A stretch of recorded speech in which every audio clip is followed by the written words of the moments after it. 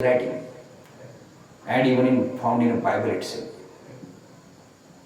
Christian theological writing, Christian धर्माच्या धार्मिक ग्रंथांमध्ये हे असं आढळते म्हणतात की मृत्यूचं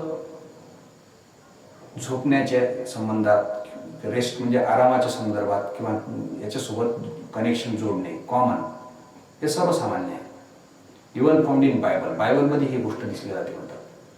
कारण आपल्याला माहित आहे की short sleep we get when you sleep in the night and you awake in the morning. But when the death comes, it is permanent. Permanent man has to quit from this world and he will reach into the heaven. That was the concept of Christian theology. So rest and sleeps are interconnected with each other, and death gives the permanent चिरकाल चिरमरण त्याला म्हणतात. Rest of the bones. Bones means flesh. Bones and flesh. And soul's delivery. Here also a delivery. Souls म्हणजे आत्मा. Delivery means here, come to the glossary part, annotation part. Deliver. Using two senses. To rescue or set free from evil or sin. दृष्ट पापापासून सुटका किंवा मुक्ती. मुक्ती हे पहिला त्याचं हे आहे, अर्थ आहे. To cause to be born दुसरा अर्थ आहे, म्हणजे रिबॉर्न, पुनर्जन्म किंवा दुसरा जन्म. पुनर्जन्म किंवा दुसरा जन्म. डिलिव्हर हा शब्द आहे. Souls delivery. सोल म्हणजे आत्मा, डिलिव्हरी म्हणजे ह्या ठिकाणी. डिलिव्हरी म्हणजे दृष्ट पापापासून मुक्ती होते आणि तो पुन्हा अनंतात विलीन होतो. आणि दुसरा जन्म आहे पुनर्जन्म, म्हणजे soul cannot die. That was the concept, also Christian concept, and this concept, that's why the poet has employed such a deadly word, meaningful word. Thou art slave to fate. हे मृत्यू, तू slave. Slave means गुलाम. मृत्यू, तू या लोकांचा गुलाम आहेस. Thou म्हणजे तू, art म्हणजे R. You are the slave to fate. Fate म्हणजे नशीब, दैव. तू दैवाचा तू गुलाम आहेस. कारण दैव किंवा नशीब जेव्हा म्हणेल की मी ह्या व्यक्तीला घेऊन जातो, तो दैव नेतो, तू नेत नाही. म्हणजे पॉवरफुल दैव आहे, नशीब आहे, अनफॉर्च्युनेट थिंग आहे, सिच्युएशन आहे. या ठिकाणी कवीने डेथच्या पेक्षा दैवाला महत्व दिलाय. दैव महत्वाचं आहे. चान्स मीन्स नशीब पुन्हा या ठिकाणी, चान्स. देन किंग्स म्हणजे राजा. Kings are also responsible to cause so many deaths. Kings ordered his commanders. Kings send soldiers to kill the other people. So king is powerful rather than death. King is responsible and they kill the people in thousands. So they are more powerful than death. That was the concept he tries to cover, and you might understand well. Thou art slave to fate, thou art slave to chance, thou art slave to kings, and thou art slave to desperate men. Desperate men means हताश, निराश, उदास, pessimistic, nervous. जीवनामध्ये काही रस न राहिलेले लोक, जीवनामध्ये काही चार नसलेले लोक, ते आत्महत्या करतात. They commit suicide. And these people decide themselves to end their life, physical life on this earth. So they are solely responsible for their death, not him. Yamraj येण्याची वाट पाहत नाही किंवा यमराजला ते बोलवत नाही. Their choice, they select, they commit suicide. So you are not responsible. Death, you are not responsible, and you are nothing. Even the king is powerful than you. The commander is powerful than you. These lines are very powerful. And dust with the poison, war and sickness dwell. Dwell म्हणजे विसावा करणे, dwell म्हणजे निवास करणे, अंतर्भूत करणे, dwell. And dust, dust means dust. Poison, poisons means विष, विष घेऊन काही लोक मरतात. Then war, in war kings are caused number of wars that slaves, so many massacre and destruction of the human lives, human and animal lives. War is responsible also. And sickness means just see COVID-19 sickness म्हणजे आजार. याच्या स्वरूपामध्ये अनेक लोक मरतात आजारामुळे, वॉरमुळे आणि पॉयझनमुळे. हे सर्व आत्महत्या करणारे लोक वगैरे किंवा हे सर्व, या सर्व गोष्टी ते स्वतःहून निर्णय घेतात, स्वतःहून. People are responsible, you are not responsible. Death, you should not be proud about your capacity, your strength and your mighty force. Then coming to next page. And poppy and champs can make us sleep as well. Poppy म्हणजे is here a reference of narcotic seeds. Apu, ganja, charas, just like that. And that seed, when powder form, it become a narcotic drugs. And these drugs, if some patients or somebody consumes, he become addict of that, and he used to that, he become habitual, and he got short sleep, and he lived in that world. Poppy and charms means magical spell, words and etc. मंत्र, तंत्र किंवा शब्दांचा वापर करून, मंत्रांचा वापर करून, hypnotise करून, कोणावर मोहिनी टाकून त्याला चॅम्प्स म्हणतात. पॉपी और charms can make us sleep as well. तू काय सांगतोस मृत्यू? आम्ही काही गोष्टी करू शकतो. तुझ्यापेक्षा तर अफू, गांजा, चरस किंवा या अशा प्रकारच्या सीड्स किंवा नार्कोटिक ड्रग्ज घेऊन आम्ही एन्जॉय करतो आणि स्लीप घेऊ शकतो. तुझ्यापेक्षा ते पॉवरफुल आहेत. तुझ्यापेक्षा आमच्याजवळ मंत्र, तंत्र किंवा अशा प्रकारचे शब्द किंवा हिप्नॉटिझम किंवा मॅजिकचा स्पेल वापरून आम्ही चांगली झोप घेऊ शकतो. Well and better than that strokes.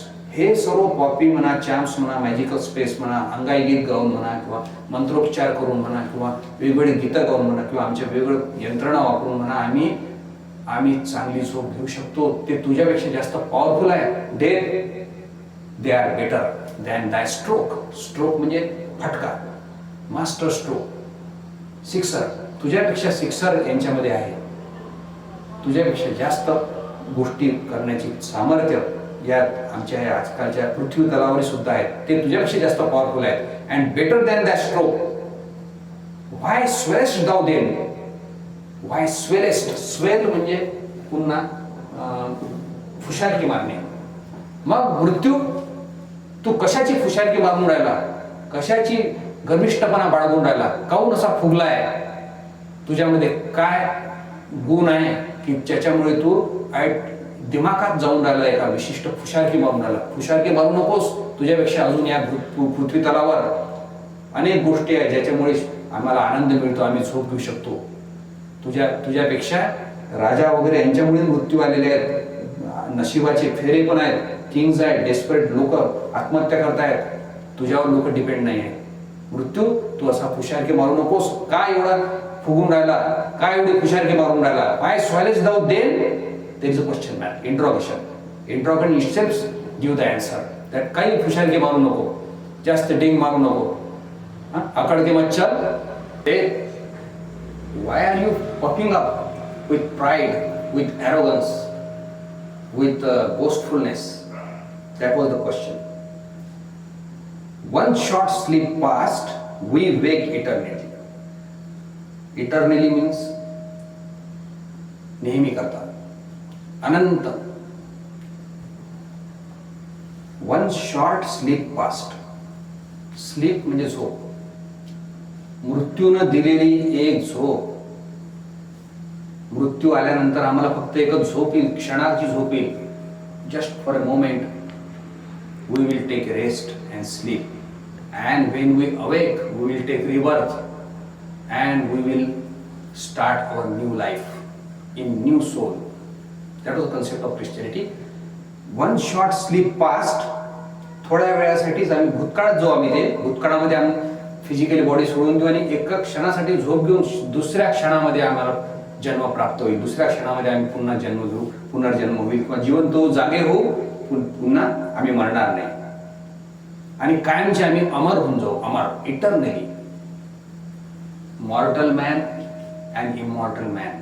There is no immortal man, there is no immortality. अमरत्व कोणालाच नाही. But the concept is that after the death man takes rebirth in some another forms. His soul never dies. It lives permanently, eternally, forever and forever. These are the very, very catchy lines and thoughtful, thought-packed lines, you may say. One short sleep past, we wake eternally. And death shall be no more. Death thou shalt die. मग तूच असणार नाहीस, तूच उरणार नाहीस, तूच नामशेष होऊन जाशील. डेथ शॅल बी नो मोर. तूच नाही तर मग मृत्यू कशाचा? मग मृत्यू कसा काय येईल? तू पण मरून जाशील. हा सुद्धा पॅराडॉक्स आहे. मृत्यू कधी मरत नसतो. परंतु this paradoxical life, with this paradoxical life, poet concludes this poem.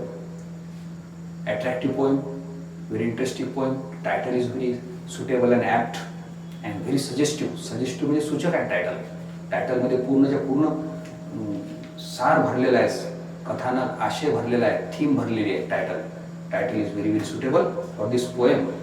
And those who die will get a new life. नवीन जीवन प्राप्त होईल, अमर होऊन जाईल. तो आत्मा अमर आहे आणि तो पुनर्जन्म घेऊन वेगळ्या रूपामध्ये तो आपलं जीवन चालूच राहील. त्यामुळे मृत्यूनं कधी गर्विष्ठपणा बाळगू नये, मृत्यूनं घमंड राहू नये, गर्विष्ठ राहू नये, फुशारकी भरू नये, फुगू नये, आपल्याच दिमागात चालू नये. अनेक गोष्टी आहेत ज्याच्यामध्ये होतात आणि मृत्यूच अस्तित्व होऊन जाईल असं म्हणणं या ठिकाणी आहे. So Donne's here longing for peace and stability and also repose. Repose means आराम, विश्रांती. हे डन्सच्या autobiography. as long as this autobiographical type of poem. Donne was nervous at some stages, and that's why this such poetry arises. So coming to the another part of this poem, after the comprehension part, MCQs are important as long as you have to solve 16 marks question overall. Out of 80, 16 marks questions will arise, and you have to solve it. And once we have completed the poem, and now we start first. Here comes your first question, multiple choice question. What type of sonnet is holy sonnet number 10? He Holy sonnet. Holy म्हणजे पवित्र, Holy म्हणजे ईश्वरीय, Holy म्हणजे दैवीय, holy म्हणजे of God. Holy sonnet number 10 ही कोणत्या टाईपची सॉनेट आहे? सॉनेटचे प्रकार या ठिकाणी लिहिलेले अनेक टाईपचे. त्या ठिकाणी पेट्रार्कन सॉनेट्स आहेत. Petrarch was the type of sonnet here. Then second question, which of the following is death not compared to? There are some words and there are some names: sleep, slave, proud person, desperate man. Which of the following death not compared to? मृत्यूसोबत कोणासोबत compare नाही केलेलं आहे या ठिकाणी. ज्यासोबत compare केलेलं नाही त्याचं आपल्याला उत्तर शोधायचं आहे. Desperate man is right answer. Desperate म्हणजे या ठिकाणी हवालदिल झालेला, जीवावर उदार झालेला, आत्महत्येला प्रवृत्त करणारा, निराश, हताश आणि उदास असा माणूस, ज्याला काही उत्तर सापडत नाही असा माणूस जीवनामध्ये. Desperate man is the right answer. Which line is an example of paradox? याच्यामध्ये कोणत्या लाईनमध्ये पॅराडॉक्स किंवा विरोधाभास दर्शवलेला आहे? विरोधाभास म्हणजे ही फिगर ऑफ स्पीच आहे. Poets employs number of poetic devices and he so that he can create atmosphere. Poetry, that is the art and craft of poetry. Poetic devices and poetic techniques, so that the readers can find the enjoyment and derive the pleasure from this poetry. That's why poetry appeals to us better than prose. So poetry is thought packed, and such employment of figure of speech makes the poem attractive and readable. So it's a figure of speech is a kind of ornament in poetry. दागिना असतो तो paradox कोणत्या लाईनमध्ये आहे, विरोधाभास ओळी कोणत्या कोणत्या आहे, तर डेथ दाऊ शॅल डाय ही पहिलीच ओळ आहे. मृत्यू कधी मरत नसतो, मृत्यू स्वतः मृत्यू असतो, तो कधी मरत नाही, हा विरोधाभास आहे. तर विरोधाभास असल्यामुळे to opposing idea and contrasting idea that is called. So this is the line for perfect answer, exact answer. Which is the primary figure of speech reading through out the entire poem. Primary figure of speech, या पूर्ण कवितेमध्ये कोणतं figure of speech वापरलेलं आहे पूर्ण कवितेमध्ये, त्याचं उत्तर आहे पर्सॉनिफिकेशन. पर्सॉनिफिकेशन मीन्स चेतना गुणोक्ती अलंकार. निर्जीव वस्तू, मानवी कल्पना ज्या दिसत नाही, अमूर्त कल्पना, inanimate objects, so they are personified as if they are a living Bing.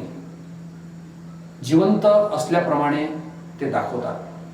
एखादी निर्जीव वस्तू आहे, जिवंत आहे अशी दाखवतात. समुद्र निर्जीव आहे, परंतु समुद्र गंगेला जिवंत आहे, गंगा माता माता म्हणून संबोधतात. एखादा पर्वत आहे, हिमालय, हे हिमालया, या ठिकाणी तो जिवंत असं दाखवतो. झाड किंवा कोणतीही गोष्ट, तर त्या ठिकाणी तुम्हाला म्हणजे निर्जीव वस्तूला सजीव, निर्जीव गोष्टीला सजीव, मानवी मन किंवा भावना, इनॅनिमेट ऑब्जेक्ट, तर त्याला personification. Death is personified here.